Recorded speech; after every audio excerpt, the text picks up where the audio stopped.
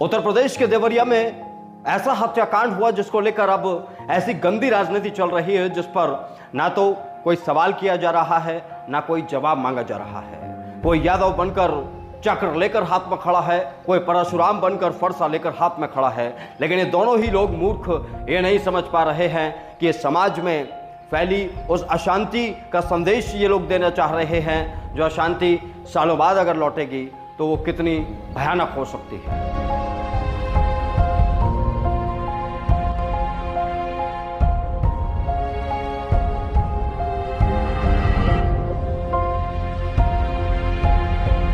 नमस्कार, मेरा नाम है नकुल चतुर्वेदी।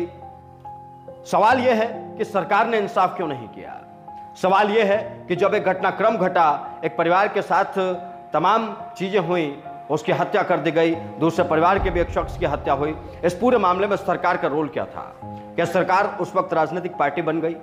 क्या उत्तर प्रदेश की योगी आदित्यनाथ सरकार, बीजेपी की सरकार उस वक्त एक राजनीतिक पार्टी के रूप में अपने आप को प्रदर्शित करने की कोशिश करने लगी? तभी तो शायद ये हालात उपजे।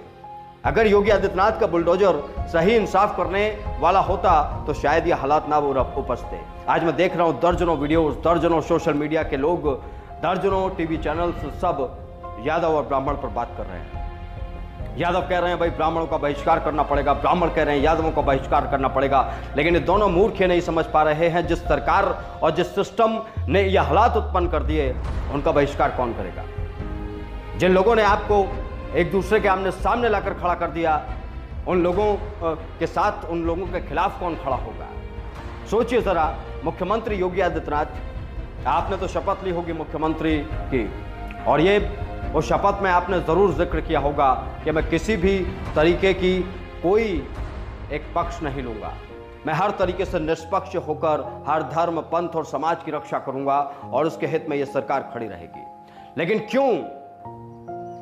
क्यों एक विधायक जाकर ब्राह्मणत्व की बात करने लगा? यह सवाल बीजेपी से भी है और योगी सरकार से भी है। वो विधायक जो पहले पत्रकार हुआ करता था, शलमणि त्रिपाठी एक पत्रकार था, और एक पत्रकार का यही धर्म होता है, उसके लिए कोई धर्म, जाति, मजहब, पंथ नहीं होता है। लेकिन वो जब विधायक बन गया तो उसके अंदर का ब्राह्मणवाद अचानक जाग गया। उसने उस हत्याकांड में यह नहीं देखा कि पुलिस की क्या भूमिका रही, सिस्टम की क्या भूमिका रही, सरकार की क्या भूमिका रही, स्थानीय लोगों की क्या भूमिका रही, उस परिवार की क्या भूमिका रही। वो जाकर सिर्फ ब्राह्मण ब्राह्मण चिल्लाने लगा और उसी के बाद ये सारा खेल शुरू हो गया। ये बात ना तो ब्राह्मण की है ना यादव की है दोस्तों, ये बात इंसाफ की है। एक गरीब के साथ जब अन्याय होता है ना तो उसकी जाति नहीं देखी जाती है। एक किसान जब जाता है खाद बीज के सेंटर पर तो उसकी जाति नहीं देखी जाती है। तो यहां पर जातियां कहां से आ गई? और वो भी मैं मानता हूं अगर सामाजिक संगठन, अलग अलग जो संगठन बने हुए हैं अपने अपनी जातियों के, वो राजनीति करें, वो जातिवाद फैलाएं, तो एक तरफ को माना जा सकता है कि वो मूर्ख हैं, उन्हें अपनी जाति के लिए काम करना है, इसलिए शायद वो काम कर रहे हैं। लेकिन जब सरकारें इस लेवल पर आ जाती हैं कि वो जातिवाद और धार्मिक उन्माद में फंस जाएं तो सिस्टम हिल जाता है, जनता का सिस्टम हिल जाता है। इस पूरे मामले में ना तो यादव दोषी हैं ना ब्राह्मण दोषी हैं। इस पूरे मामले में वो समाज दोषी है, वो सिस्टम दोषी है, जिस सिस्टम की जिम्मेदारी थी कि उसके लिए सब एक हैं। अन्याय हुआ है, अन्याय का हिसाब होगा, लेकिन जातियों में बांट कर नहीं होगा। लेकिन योगी आदित्यनाथ की सरकार में यह भी हो गया जिसकी उम्मीद नहीं थी। फिलहाल तो मैं आप सबसे यही आग्रह करूंगा, ब्राह्मण, यादव और या जातिवाद के चक्कर में ना पड़े। जो भी जातिवाद की बात कर रहे हैं, जो फरसा उठाने की बात कर रहे हैं, जरा उनके घर पर जाकर देखें उनके हालात क्या है। जो बात कर रहे हैं सुदर्शन चक्र चलाएंगे, उनकी स्थिति देखिए जरा क्या है। आप बस इतना समझिए, हम सामाजिक लोग हैं, हम एक समाज हैं।